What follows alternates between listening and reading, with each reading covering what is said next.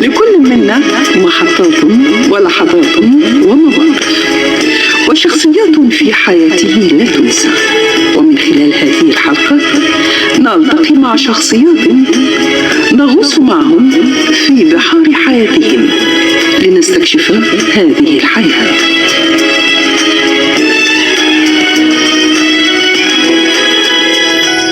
أعزائي أهلا بكم وحلقة جديدة ودردش مع هدى. بيسعدني النهاردة أن يكون ضيفي الدكتور عبد الحميد يحيى.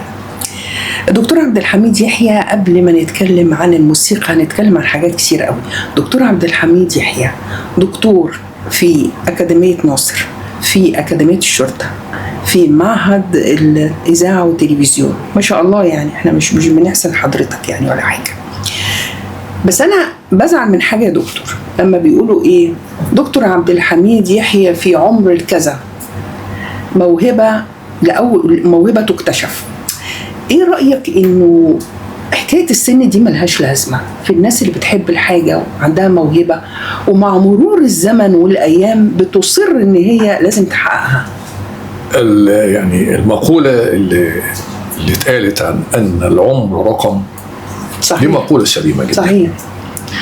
وحكاية العمر ده زمن مكتوب على الإنسان أن يحيا بحلوه ومره. فاحنا يعني بنعيش حلو في الحاجة اللي بتمتعنا، اللي بنحبها وبنعالج مره بحلو. يعني الحاجة المرة بنخفف مرارتها بحاجة حلوة، بالحاجة اللي بنحبها. فظهوري على الميديا بعد ما تخطيت 70 من العمر، ما شاء الله، كان محض صدفة. أنا بغني من سنة 70، لكن يعني ظهرت هذه الموهبة إلى النور وإلى الميديا وبعد 70. طيب ده هيستوقفني في حاجة. فضل. حضرتك يعني حضرت دكتوراه. نعم. أكيد كان عندك وقت، يعني ما درستش ليه بقى في معهد الموسيقى أو كلية التربية الموسيقية؟ الموضوع ده الحقيقة أنا خفت منه.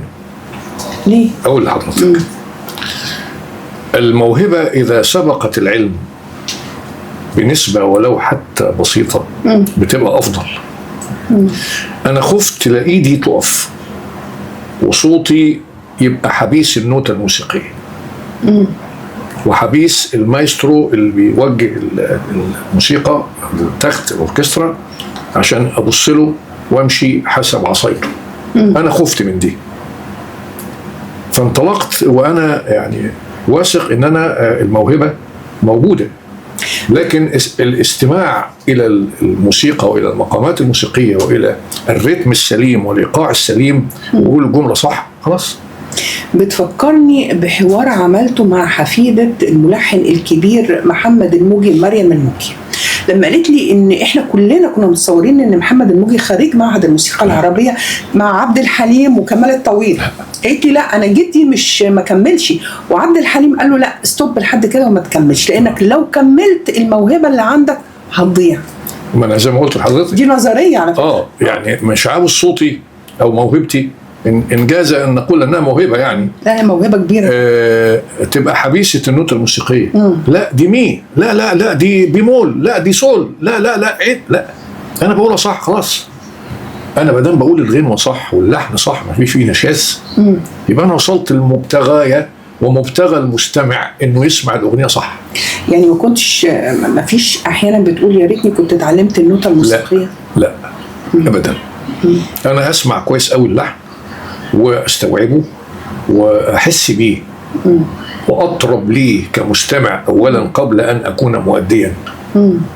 فبنتهج هذا النهج اللي بيريحني. يعني النهارده طبعا 31 مايو عيد الاذاعه، طبعا كل سنه وحضرتك طيبه. اذاعيه قديره طبعا وعظيمه الشان والمقام، يعني شكرا. الاذاعه لها فضل علي، ان انا اتعلمت منها ازاي اغني من برامج الإذاعة اللي كانت موجودة في هذا الوقت ألحان زمان بتاع الإعلامية القديرة هالة الحديدي، وغواص في بحر النغم مرحوم موسيقار الكبير عمار الشريعي. أنا ما كنتش بسمع كمستمع عادي، أنا كنت بستمع إلى هذه البرامج أو إلى المواد الإذاعية اللي بتقدم فيها كتلميذ بكتب. والآن نستمع إلى مثلا دور كدن الهوى محمد عثمان، وفي انتقالات من مقام كذا إلى مقام كذا. هنستمع الآن إلى دور أنا هويت وانتهيت، أنا استمع إلى الدور أكتب وأمسك العود وأعرف النغمة دي جاية منين ورايحة فين، فبقولها صح خلاص. مش عايزه نتكلم وما نغنيش. لا هنغني طبعا، لانه انا واخده توصيه من الناس اللي مستنيين الحلقه دي. بالمناسبه طبعا دكتور عبد الحميد ليا الشرف طبعا ان انا استضفته في الاذاعه في حوار كان حلو جدا، والمستمعين طلبوا ان انا اعمل حلقه مصوره ويغني اكتر فيها. نشوف بقى العود بقى كده الجميل ده ونشوف هنعمل ايه. والله بعد اول اغنيه هنتكلم عن العود. حاضر. يغني بقى لعبد الوهاب. انت بتحب عبد الوهاب؟ طبعا. نبدا بقى بيه. عبد الوهاب طبعا. بعدين في اغنيه سمعتها لحضرتك كانت جميله قوي لعبد الوهاب، اللي هي الفيديو اللي انتشر ده. يعني قلبي بيقول لي كلام. حلو قوي. اتفضل. طبعا يعني احب طبعا الساده المشاهدين والمستمعين اعيد عليهم بمناسبة العيد، ولو انه يعني خلصت ايامه امبارح. كل سنة وحضرتك طيب. لكن بقول لهم يا ليلة العيد انستينا عشان برضو كاننا خلاص معاهم في هذا اللقاء كانه العيد لسه ما انتهاش. اقول منها جزء كده صغير.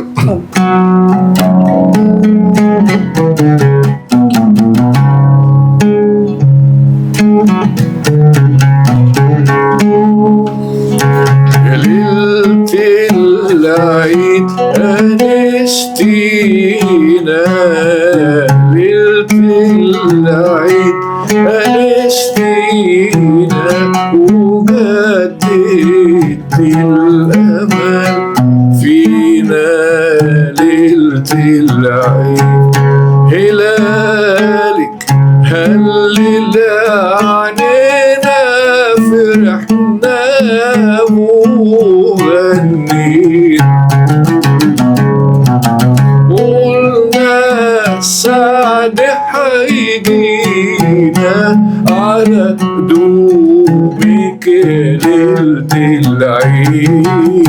ليلة العيد أنستينا وجددت الأمل فينا ليلة العيد. كل سنة وحضرتك طيب والمستمعين والمشاهدين بألف خير. أما مش هنكمل عبد الوهاب ولا إيه؟ هنقول نقول يلا. الأغنية اللي هنقولها يعني هتسمعوها حضراتكم، هي دي اللي كانت اللي عملت الانتشار. وكان لها مناسبة الحقيقة يعني مش في الحسبان. أنا كنت في مكان يعني مؤسسة موسيقية فنية. أيوة. ومعايا يعني ابني العزيز وتلميذي المطرب والمهندس محمد سامي، وقال لي أنا عاوز أسمع منك جزء من أغنية عبد الوهاب يعني عشان يعني أطرب يا محمد. كنا في شتاء. قال لي لا أنا بحب الغنوة دي أول أسمعها منك. وبعد ما السهرة ما انتهت خلاص الساعة 11:30 بالليل في شتاء، قلبي بيقول لي كلام. هو كان معاه العود وأنا قاعد طبعا غير عود، قلتها وخلاص مشينا. الكلام ده كان في ديسمبر سنة 23. في 1 مايو سنة 24 صاحب المؤسسة الفنية شير الفيديو ده دقيقة و56 ثانية بس. انتشر انتشار أنا نفسي استغربت يعني. وما أسعدني إنه الانتشار كان من الشباب.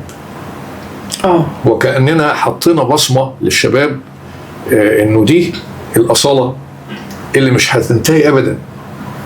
هتبقى راسخة في قبل الزمن. ما نسمع بس الأغنية دي، وحضرتك يعني بمناسبة الشباب، أنت شايف في الفترة الأخيرة إن الشباب بترجع للأغاني الأصيلة زي أغاني عبد الوهاب وأم كلثوم؟ نعم. بعد ما يعني إحنا في انتشار للأغاني الهابطة. يعني انا ما اقدرش اقول غير ان هي بصراحه هابطه. طبعا مهما قلنا طبعا. بقى لا دي ما اعرفش مهرجانات، لا لكنها لا. في النهايه لازم نتفق، الناس اللي بتفهم غنى وبتفهم مزيكا، ان ده هبوط. صحيح. على قد ما هم ممكن يكونوا بينسقوا شويه ورا الاغاني دي، لكن هم في النهايه بيرجعوا برضو ورا الاغاني الاصيله ذات اللحن. نعم. والكلمه. نعم. والصوت طبعا. صحيح. انت حضرتك يعني وصلت الى المطلوب بدقه. مثلث الابداع في الاغنيه. ايوه. شاعر وملحن. طبعا. ومغني. وصوت. صوت. فاذا اكتملت اضلاع المثلث، اللي في قلب المثلث ده المستمع المتذوق. أيوة. اللي هيقول دي حلو. الشباب دلوقتي فعلا ابتدى يفكر صح ويعود الى منطقه السليم، ان اغاني بقى لها 100 سنه بتتذاع بهذا القدر من الحرفيه. كلام حلو واللحن حلو والاداء حلو، فبيرجعوا تاني يعني ينظفوا ودانهم، بيسيبوا بقى الحاجات اللي هي الرابش اللي احنا بنسمعه. فزي ما حضرتك اتفضلتي وقلتي انه فعلا الشباب بيتجه الان الى انه يعود للاصاله. وده مش عيب ان احنا نرجع لورا، لا احنا ما نرجعش لورا، لا بالعكس ده احنا هو ده الاصل. احنا يعني الناس لما بيجوا بيجي السائح يزور الهرم، مش بيرجع 7000 سنه بالذاكره. تاريخ. لكن بيجي له من اخر الدنيا. احنا لما بنسمع عبد الوهاب وام كلثوم بنعيش التاريخ وبنعيش هذه الاصاله. هنسمع حاضر هذه الاغنيه. هسيبك النهارده على فكره، لانه انا متوصيه ان لازم يغني.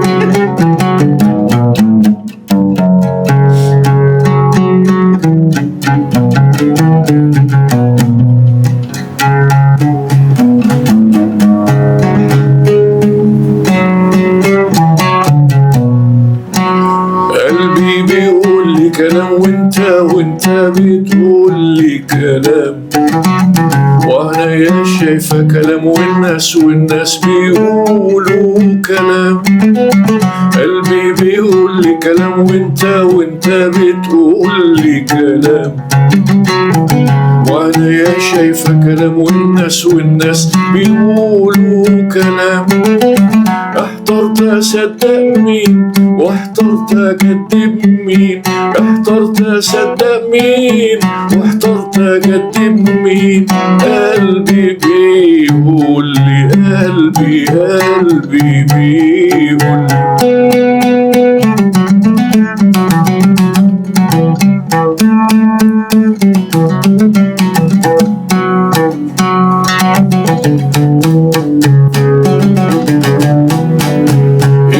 بتحلف لي انك ليا، وعنك بتكدب حلفانك، بيخبوا ويداروا عليا، وكلامهم مش زي كلامك. انت بتحلف لي انك ليا، وعنك بتكدب حلفانك، بيخبوا ويداروا عليا، وكلامهم مش زي كلامك. احترت انا بين قلبي وبينك، والحيرة عذاب، معرفش الصادق مين فيهم ومين الكذاب. قلبي بيقول لي كلام، وانت بتقول لي كلام، وانا شايفه كلام، والناس بيقولوا كلام. قلبي بيقول لي كلام، وانت بتقول لي كلام، وانا شايفه كلام، والناس بيقولوا كلام. احترت اصدق مين واحترت اكذب مين، احترت اصدق مين واحترت اكذب قلبي بيقول، قلبي بيقول. الله عليك يا دكتور، الله عليك. عايزه جاني سؤال من مستمع بعد حلقه حضرتك ما اتذاعت في الاذاعه، قال لي هو الدكتور عبد الحميد مفيش حد من أسرة موسيقار الأجيال قال له إن صوته زي صوت والدهم الله يرحمه؟ بنته عفت هانم. عفت هانم محمد عبد الوهاب، وحفيدته زينب هانم أباظة.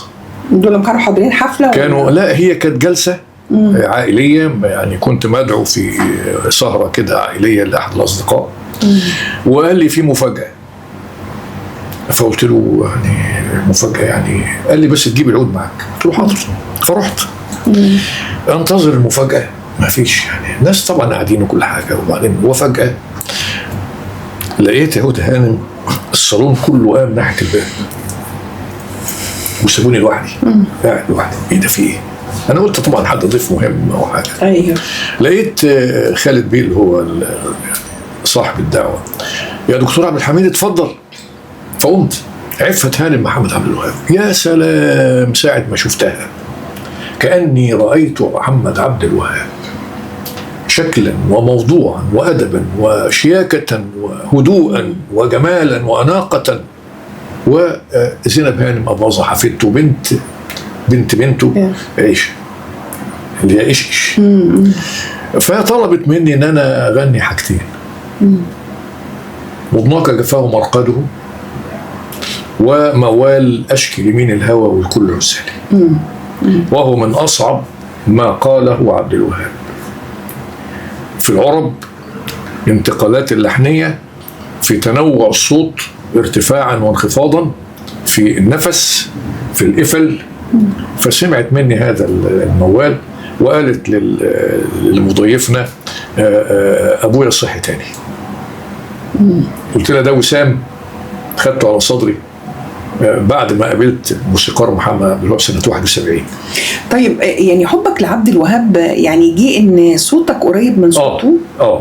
ليه؟ لأن ربنا سبحانه وتعالى أنعم على الموسيقار محمد عبد الوهاب بطبقة صوت من مقام النهاوند والرصد. طب انا هقول لك على حاجه يا دكتور، انا سمعتها بس هي يعني او فهمتها، يعني بما اني مذيعه في الاذاعه. يعني تعرف طبعا انه احنا زي ما اتعلمنا ربنا خلق لكل واحد مننا طبقه صوت طبعا ليها معنى وليها لون وليها طعم. يعني كان قادر ربنا ان هو يخلق الناس كلها زي صحيح. يعني ايه رايك ان في ناس بتستدعي صوت عبد الوهاب اثناء الغناء؟ الكلمه يعني اصطلاح جميل قوي. ما هو ليه بقى؟ لانه انا يعني اسمح لي اقول رايي، ولو انه مش يعني مش المفروض ان انا اقول رايي يعني فضل. بس انا يعني اشعر انه هو مش هيكمل في صحيح النفس. او انت جبتي حضرتك المصطلح السليم لغويا كاذاعيه قديره، يعني طبعا بيستدعي صوت عبد الوهاب. لكن في حاجه اسمها يستدعي صوت عبد الوهاب ويطابق صوت عبد الوهاب. لا انا ما اقصدش حضرتك. لا انا سمعت يعني حد بيستدعي رخيم زي عبد الوهاب، بس الطبقه الصوتيه يعني لا مختلفه، ما ينفعش. فحسيت ان هو بيستدعي الطريقه والطبقه والصوت. بس بيتعب. ما هو المشكله ان اللي قاعدين مش حاسين بالحكايه دي. هو اللي قاعدين لازم يكون فيهم حد فاهم هو بيقول ايه. وانا ركزت معاه لقيته مش بيكمل النفس بالظبط، مش قادر يكمل بالظبط. وده بيرجعنا لانه ما ينفعش ان حد يستدعي صوت مش صوته او طبقه مش طبقه. انا هقول لحضرتك جزء من موال اشكي لمين الهوى. ايوه. وتشوفي حضرتك بقى الانتقالات الصوتيه والنفس. ايوه. عشان برضو اقول للساده المشاهدين والساده المستمعين ان كلمه مطابقه الصوت واستدعاء الصوت. ايوه. استدعاء يعني واحد بيطلب حاجه يعني يا جات يا ما جاتش. بيحاول. انما المطابقه ده هو نفس فبيقول ايه بقى؟ لي لي لي لي لي يا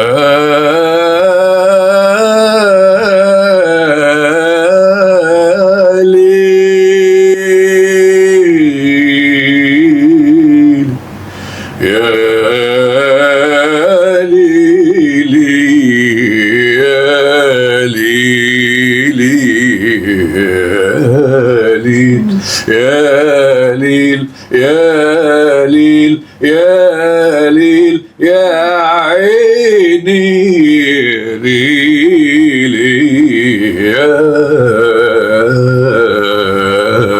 ليل.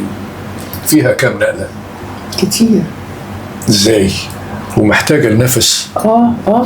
ده كده اللي بيستدعي مش هيكمل، هيقع، مش هيقدر يكمل. هيقع، لكن النفس ده دي المطابقة. طيب أحد ضيوفي كان من قدامى فرقة موسيقية خلف أم كلثوم وعبد الوهاب. طبعا. وقال لي جملة الحقيقة، يعني إنه الأجهزة الجديدة بتاعت الصوت لما دخلت الإذاعة المصرية وراح عبد الوهاب سمعها قال: ومن العلم ما قتل. كلمة جميلة جدا جدا جدا جدا جدا. طبعا الله يرحمه، يعني كان فيلسوف. يعني بالإضافة إلى يعني إنه موسيقار الأجيال.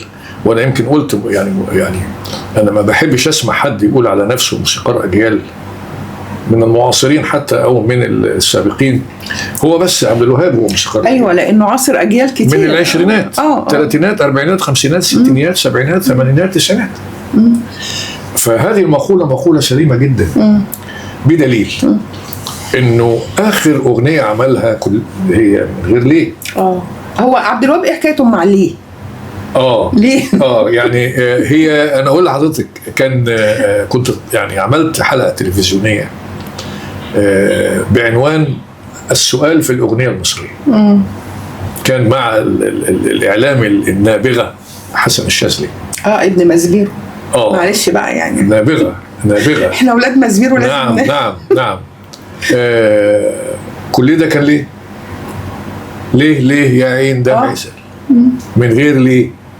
ما هو انا برضو لاحظت كتير لما يعني وده سؤال واجابه. كان ممكن عبد الوهاب وهو قاعد في البيت يغني الاغنيه وتركات الاجهزه الحديثه، الفرقه المسيه احمد فؤاد حسن، القانون ياخد النوتة بتاعته يقولها، والكمانجات تقول النوتة بتاعتها، والناي والإيقاع. وبعد كده الموسيقار عبد الوهاب يحط السماعات في ودنه معزز مجرب كده ويغني. هذه الأجهزة الحديثة. أيوة. لكن هو أراد وأصر إن هو يقعد في الاستوديو في الإذاعة ويسجلها بين الفرقة الموسيقية فردا. وقيل أنه أثناء التسجيل في إحدى البروفات استوقف الأستاذ أحمد فؤاد حسن، قال له: من فضلك الكمانجة نمرة 6 خست، الكمانجة نمرة 6 من 15 كمانجة. إيه ده؟ كان سامع. فقاعد أولا المطرب لما بيقعد مع التخت أو الفرقة الموسيقية بيتجاوب معاها، بياخد ويدي، بادي لانجوج، يعني كوميونيكيشن شغال، اتصال رايح جاي. هو بيبدع. الموسيقيين لما بيسمعوه بيتأثروا بالأداء بشكله هو بيغني. الحالة النفسية بتاعته هو يعني بيستعذب الأغنية والكلام، بينطبق عليهم الكلام ده فبيجودوا. حصل مرة إنه رجاء عبده وهي بتقول البوسطجية اشتكوا إذاعة، فهو الموسيقار عبد الوهاب قاعد في الكنترول والفرقة شغالة ورجاء عبده بتغني، فقالت عربة مش موجودة في النوتة، فالموسيقيين وقفوا فقال لهم: لا، ضيفوها للنوتة.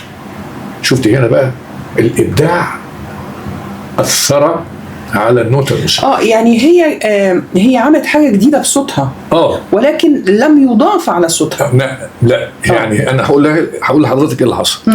البوسطجية اشتكوا. لا، طب بقى أنا لازم احنا عايزين نشغل شوية.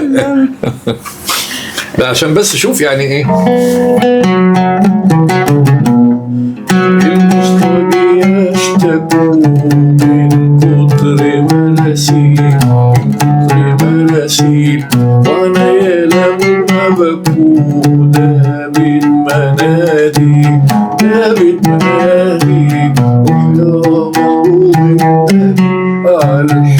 وحيا عالحلو مسيل النوتة بتقول البوسطجيه اشتكوا من كتر المناسيل، وعناية لما باكوا دابت مناديلي. فالكورس بيقول نفس الريتم بنفس الجمل. ايوه. لكن هي في عربة قالت ايه؟ دابت مناديلي لوحدها. فالتخت وقف. فقال لهم لا ضيفوها، ده ابداع. فالمطرب هنا بيبدع ليه؟ لانه شايف الانسجام مع التخت مع الفرقه الموسيقيه. طب دكتور عبد الحميد هسألك سؤال مختلف شويه. هو سعد عبد الوهاب لما طلع اللي هو ابن اخوه تقريبا. نعم ابن اخوه. صوته كان حلو قوي واداؤه كان حلو جدا راقي جدا. طب يعني من وجهة نظرك هو ليه ما استمرش؟ والله بقى دي يعني انا طبعا ما بحسش فيها يعني. لا انا اقصد انا عارفه ان هو فضل ان هو يسافر ويعيش بره، ولكن هو البعض بيقول ان هو عبد الوهاب خاف لا عبد الوهاب ما بيخافش، لا يقفل عليه. اقول لحضرتك على حاجه بقى. عبد الوهاب لم يخشى احد من المطربين. اقولها لك بصراحه، بقول على الهوا لكل الساده المستمعين والساده المتذوقين والساده الباحثين في التراث الموسيقي. ايوه. عمر ما محمد عبد الوهاب خاف من حد. لا مطرب ولا ملحن. ايوه. ليه؟ لانه علامه، ما فيش حد زيه، ما جاش حد زي عبد الوهاب. طيب هقول لك، كان محمد الموجي موجود، كان بليغ حمدي موجود، كان محمد عبد الوهاب موجود. طبعا. يعني ايه اللي كان بيميز واحد عن التاني؟ عبد الوهاب الاستاذ وتلامذته بيشتقوا منه بعض يعني النسمات كده وبعض النفحات زي ما بيقولوا. فبيقولوا نفس الجمل على الريتم او على النغم كأنك بتسمعي عبد الوهاب. فعبد الوهاب كان بيتبسط يعني، خاصة محمد الموجي قالها صراحة، قال ان انا تلميذ لاثنين من الاساتذة الكبار، محمد عبد الوهاب ورياض السنباطي. محمد الموجي ده مدرسة.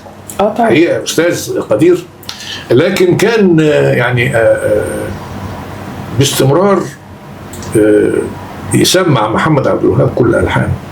يا استاذ دي كده، يقول له كويس يا محمد، لا شيل دي يا محمد، حط دي يا محمد، يوجهه. فالموجي مدرسة عبد الوهاب، ولكن بليغ كان مختلف. بليغ كان مدرسة حديثة.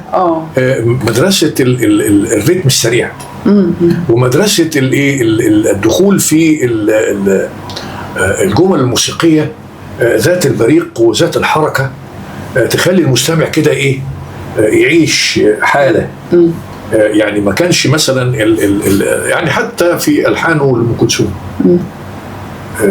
لما عمل لها مثلا حبي اللي انت جاي تقول عليه، اول ما لحن لها كان عنده 23 سنه. ايوه. وكانت هي مستغربه، تقول له يا محمد فوزي الله يرحمه، شوف الاساتذه الكبار لما بيحبوا يطلعوا الجيل الجديد، قال لها في عندي ولد اسمه بليغ حمدي هو اللي هيلحن لك الكلام بتاع حبي اللي انت جاي تقول عليه، انا بداته وهو هيكمل. قالت له يا محمد ده كلام، تجيب لي شاب عنده 23 سنه عشان يلحن لأم كلثوم؟ قال اسمعي.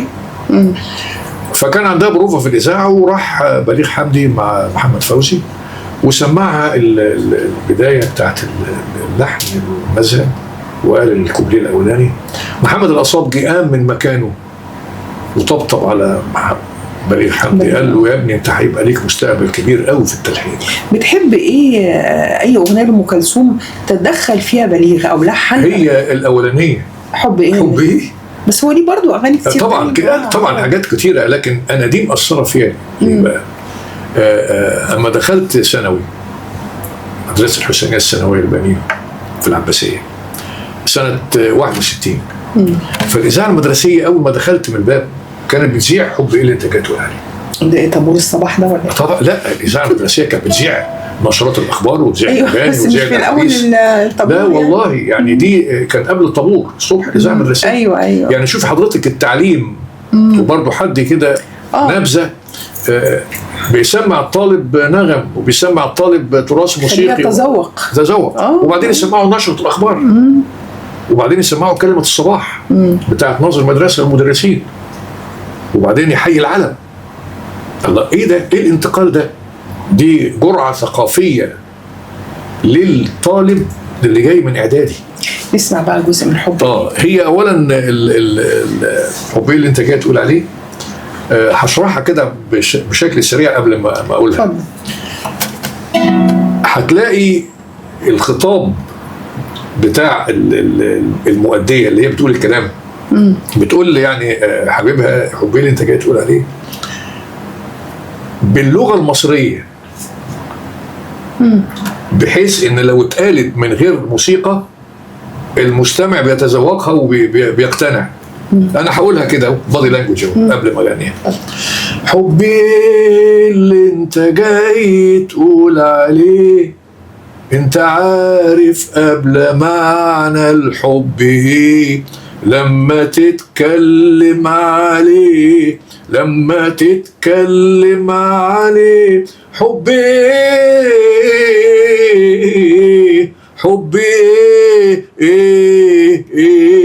حبي اللي انت جاي تقول عليه. انا قلتها من غير موسيقى، لكن كأن واحد بيتكلم مع التاني. فشوفي هو بليغ ابدع في ان هو يحط العبارات دي في القالب الموسيقي اللي يستمع ليه المستمع ويتذوقه. أيوة. يعني حط بقى الموسيقى بتاعته كده.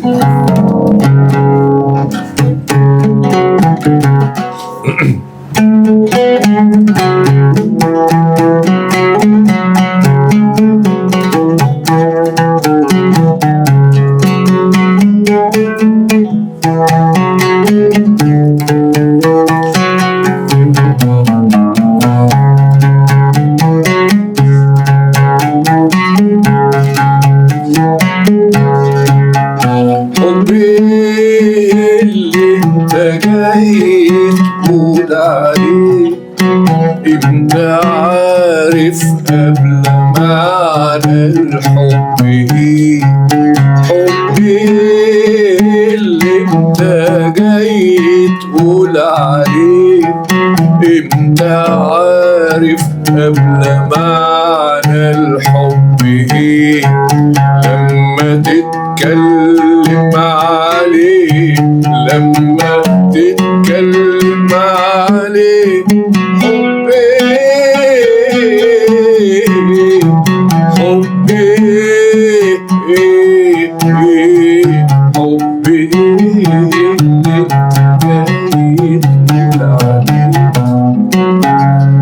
ادي اللحن. ام كلثوم رياض السنباطي، محمد الأصابجي، زكريا احمد، كانت ام كلثوم الكلاسيك. هو غير يعني طور. دخلت بقى عبد الوهاب، انت عمري، وبعدين بليغ، وبعدين محمد الموجي، وبعدين سيد مكاوي. فنوعت الالحان، لكن المستمع لم يفقد صوتها ام كلثوم.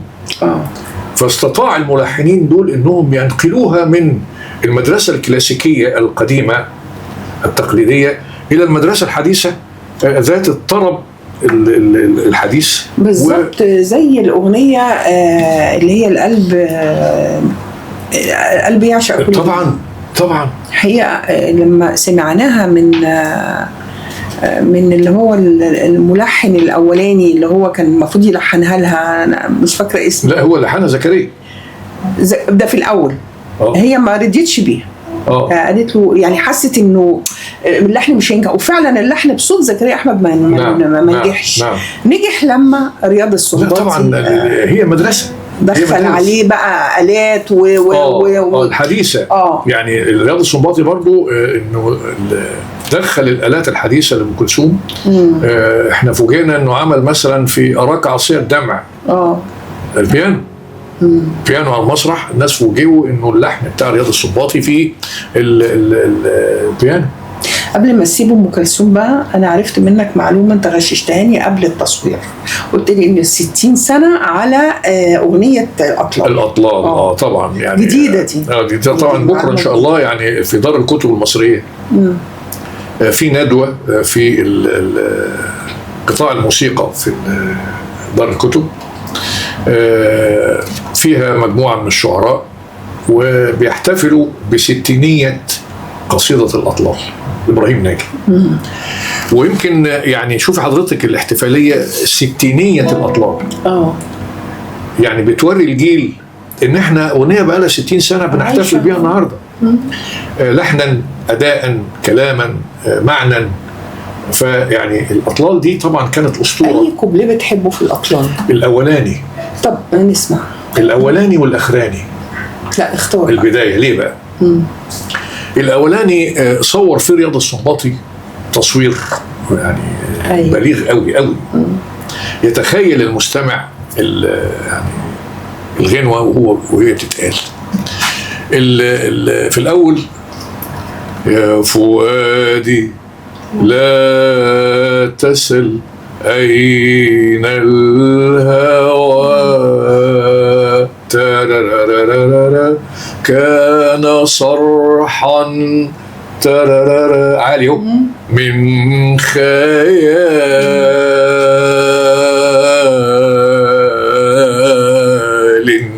فهوى. شفت التصوير؟ أنا قلت للسادة المشاهدين يشوفوها كده.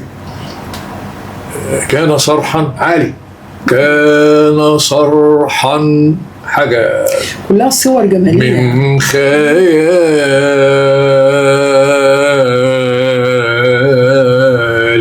وقفت عند الخيال هيقع فهوى.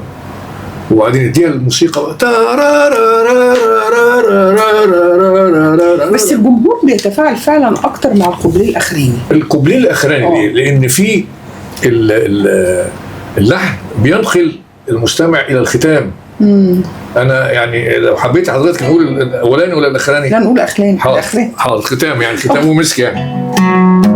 ان انا بلاحظ في الحفلات كلها اللي بحضرها في الاوبرا الاطلال بحس ان الناس بتندمج جدا مع ايوه مع الكوبليه الاخير. ام كلثوم كانت يعني من مزاياها اللي ما حدش قدر يصل الى هذه الدرجه فيها القفل. كانت قفله الاغنيه بتاعتها تخلي الناس تقوم من على الكراسي. حتى في القصائد. قصائد بالشعر. هو دلوقتي احنا عندنا كمان يعني مش هقول مشكله، لكن في بعض المطربات لما بتغني لأم كلثوم الحقيقه بتلتزم باللغه العربيه وبتلتزم بالوقفات، وفي لازم اسمها في حته ثانيه، لان طبعا دي يعني دي ام كلثوم او عبد الوهاب. يعني انا بقولها دايما يعني. لذلك التقييم المطرب بالذات لما بيغني لأم كلثوم تبص تلاقي مخارج حروفه راحه فين. لازم العربي بتاعه سليم طبعا، ماشي مع المزيكا ولا لا. صح. يعني برضو انا مش عايزه اقول رايي لان انا مش دارسه مزيكا. لا يعني حضرتك كاذاعيه طبعا متذوقه انا بتذوق المزيكا يعني عشان كده دايما بقول لهم انا بحس بالمزيكا حتى لما بتقع بحس انها وقعت بالظبط، بحس ان في حاجه مش مظبوطه حصلت في المد بتاعها في النفس في فانا بالنسبه لي مخارج الحروف. ما انا بالنسبه لي لسه بقول لحضرتك اللي بيغني لأم كلثوم لازم يكون عنده مخارج حروف سليمه. عنده لغه عربيه كويسه قوي. ودنه مع المزيكا كويس قوي. انما مش اقف اقلد ام كلثوم. لا مش حكايه تقليد. هي ده اللي زي ما حضرتك اتفضلتي في اول الحلقه الاستدعاء الصوت. لا ام كلثوم مش بتاع استدعاء. لا مش بتاع استدعاء لا خالص يعني.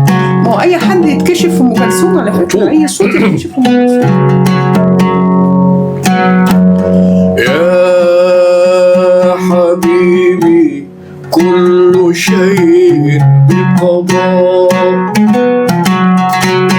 ما بأيدينا خلقنا وعسى. يا حبيبي كل شيء بقضاء ما بأيدينا خلقنا وعسى. ربما تجمعنا أقدارنا ذات يوم بعدما عز اللقاء. فإذا أنكر خله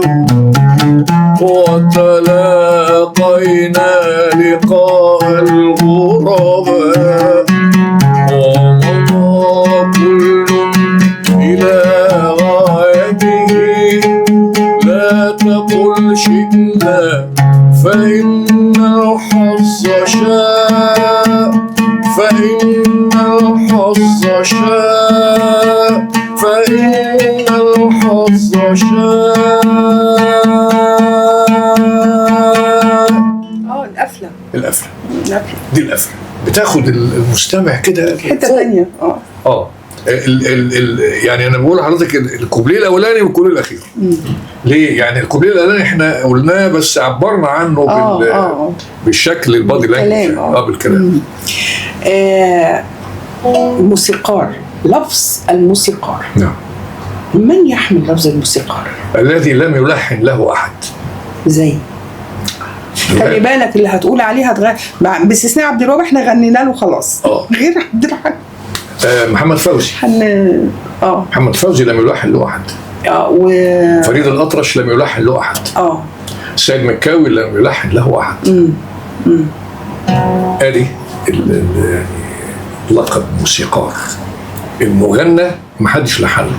يعني محمد الموجي غنى بعض الالحان وصافيني مره، والالحان بتاعته يعني لفايزه او لصباح غناها. فده موسيقار محمد الموجي لانه ما حدش لحن له. طب لو حبينا بقى نغني حاجه لفريد الأطرش. والله فريد الأطرش يعني ما بغنيلوش كتير. ليه؟ انا هغني طبعا حاجه فريد الأطرش عشان طلب حضرتك يعني مجاب. والله ما ليه؟ ما نقدرش طبعا. والله ده الجماعه المستمعين لا احنا تحت امرهم طبعا. الصوت فريد الأطرش من مقام البياتي. وحضرتك نهاوند. انا نهاوند درست عشان يعني ايه نكون يعني موسيقيين.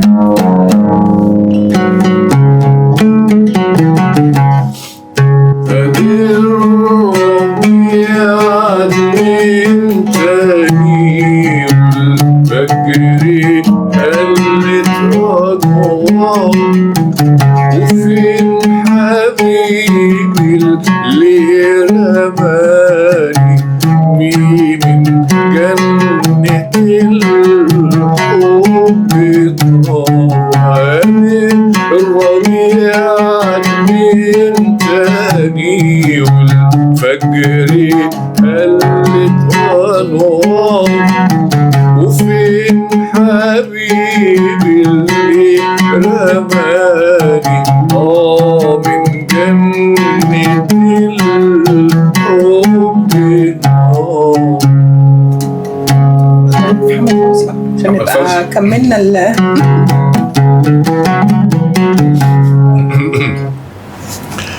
محمد فوزي له حاجات جميله جدا يعني.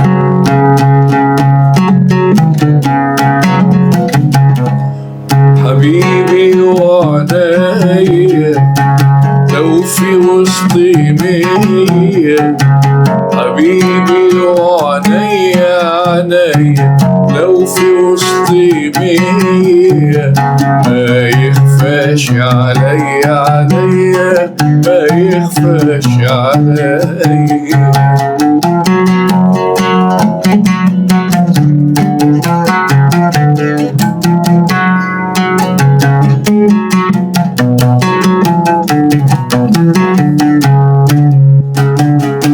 قلبي بيلمح طيفه قبل ما عيني تشوفه، قلبي بيلمح طيفه قبل ما عيني تشوفه، ده انا دايما اوصافه بتخيل في عينيا ساعة لما بيظهر وطريقه بينور، ساعة لما بيظهر وطريقه بينور، مش ممكن اتصور ابدا غيره يأثر فيا، غيره يأثر فيا.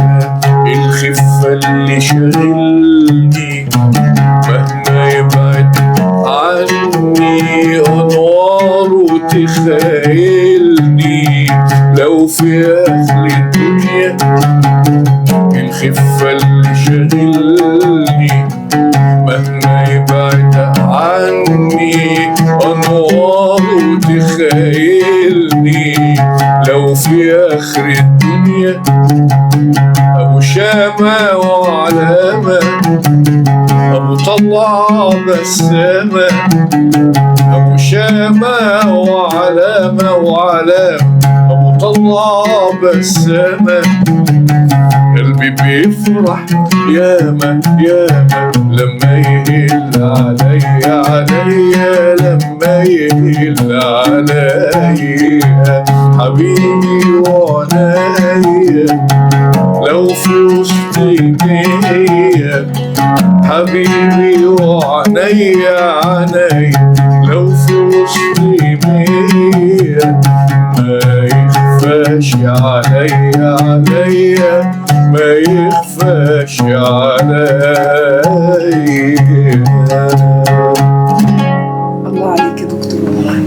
عايز اقول لك على حاجه، فريد الأطرش ومحمد فوزي يطلق عليهم فنانين، يعني فنان شامل طبعا، لانه كان بيمثل، كان بيغني، كان بيلحن، وموسيقار. نعم. طب ليه تفتكر فريد الأطرش ما لحنش لعبد الحليم؟ فنيا فنيا لا، احنا مالناش دعوه باي حاجه تانية. لا يعني من الناحيه الفنيه هي يعني الفكره ايه؟ انه المطرب هو اللي بيختار الملحن،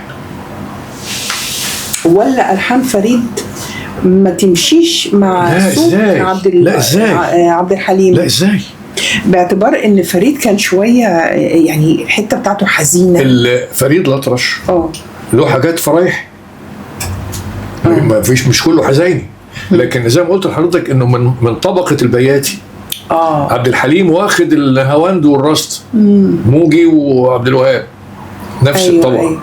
فيعني لما هيغني الفريد يعني مش هيبقى في الشكل الناس يعني ايه سمعته وتتذوقه جديد على الناس. لكن انا بقول برضو ان المطرب هو اللي بيختار الملحن. بمعنى ايه؟ الملحن اللي يتمشى مع صوته.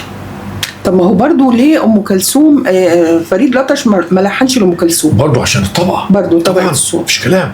اولا يعني ام كلثوم صوتها التركيبه بتاعته قويه جدا جدا. ايوه.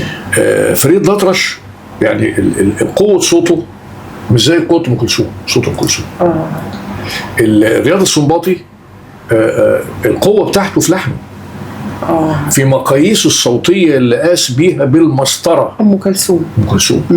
محمد الأصابجي ده اسطوره، اللي هو علم عبد الوهاب وعلم رياض السنباطي. برضو عنده المقاس بتاع صوت ام كلثوم. اخر سؤال هساله لك، هو ليه احنا مش لاقيين حد بيغني لعبد المطلب؟ يعني حد نقعد نسمع كده، يعني مثلا حضرتك بنسمعك تقول الله عبد الوهاب، ده طبعا بشهاده الناس وشهاده ولاده يعني.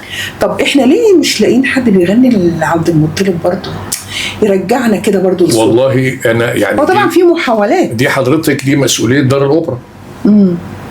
يعني بس لازم يختاروا المطرب اللي هيكون قوه صوته تساوي قوه صوت محمد عبد المطلب. محمد عبد المطلب صوته في منتهى القوه. فعايز حد يعني ساكن في حي السيدة. في فؤاد زبادي، يعني انا بحس فؤاد زبادي بيغني اكتر حد بيغنيه كويس قوي هو عبد المطلب. مطابقه صحيح، لان مطابقه تماما. يعني شوفي ساكن في حي السيدة بقولها ازاي؟ ساكن في حي السيدة وحبيبي ساكن في الحسين،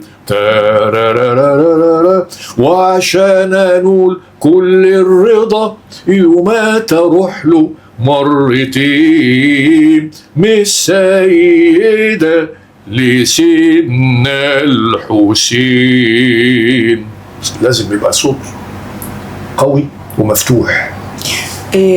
هو عبد المطلب زمان اما طلع كان صوته حلو جدا، كان رقيق، لسه كان صغير.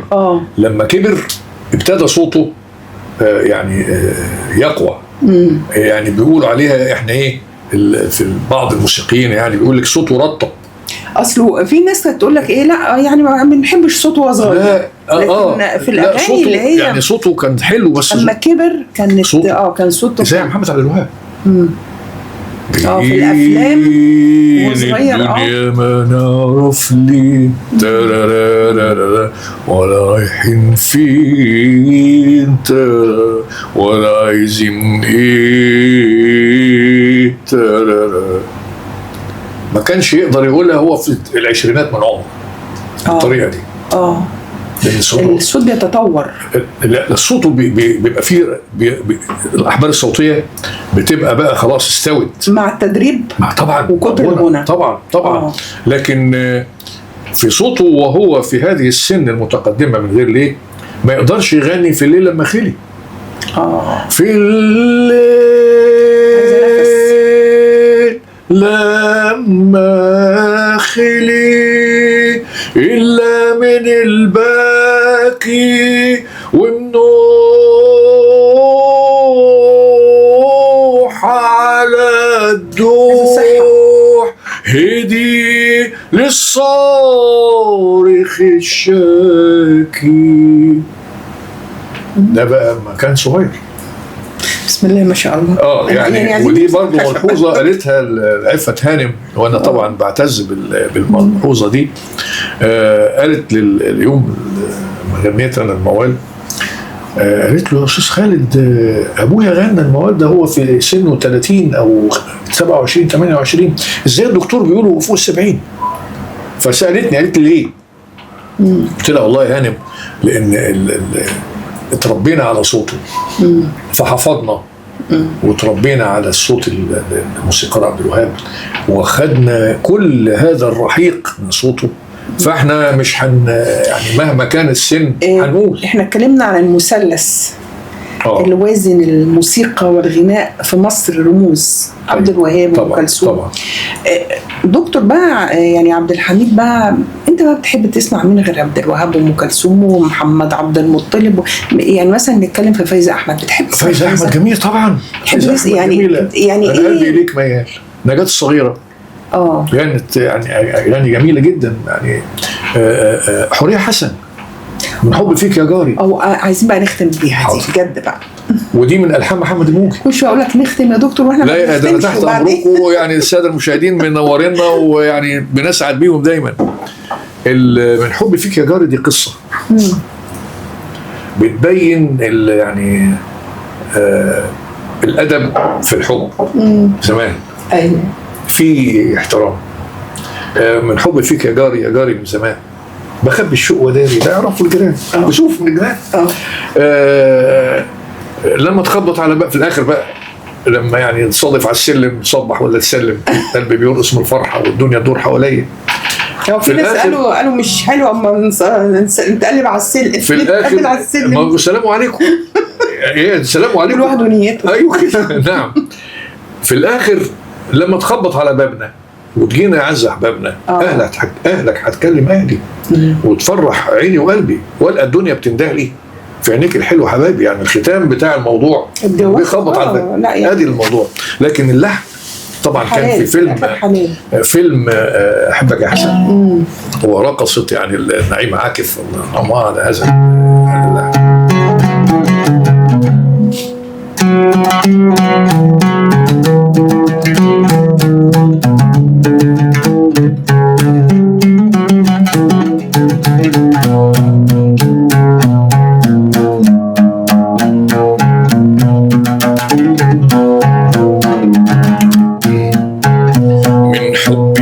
يا جاري من زمان بخبي الشوق وداري لا يعرفوا الجيران. من حبي فيك يا جاري من زمان بخبي الشوق وداري لا يعرفوا الجيران. بخبي الشوق وداري لا يعرفوا الجيران.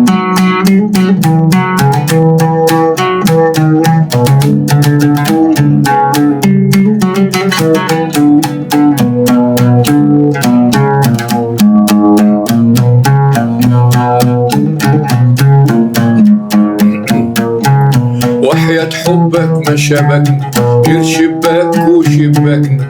وحياة حبك ما شبكنا غير شباك وشباكنا. وعيون تنده وتشاور وتزود تشوقها ببسمة، وعيون تندى وتحاور وتسلم ويا النسمة. وحقولك ايه يا جاري، حقولك ايدا نار، وحقولك ايه يا جاري، حقولك ايدا ناري. واخبي الشوق وداري وداري لا يعرفوا الجيران، لما تصادف عالسلم بتصبح ولا تسلم، لما تصادف عالسلم بتصبح ولا تسلم. قلبي بيرقص من الفرحة والدنيا تدور حواليا، معرفش ان كنت انا رايحة ولا كنت انا جاية. وحقولك ايه يا جاري، حقولك ايدا نار، واخبي الشوق وداري وداري لا يعرفوا الجيران. لما تخبط على بابنا وتجينا اعز احبابنا، لما تخبط على بابنا وتجينا اعز احبابنا. اهلك هتكلم اهلي وتفرح عيني وقلبي، والقى الدنيا بتندهلي في عينيك الحلوة حبايبي. وحقولك ايه يا جاري، حقولك ايدا نار، وحقولك ايه يا جاري، حقولك ايدا نار. واخبي الشوق وداري وداري لا يعرفوا الجيران. يعني أنا مش عايزة أنهي الحلقة ومش عايزة أسيبك، والأستاذ أحمد المصور برضو واضح إن هو مش عايزنا برضو نخلص.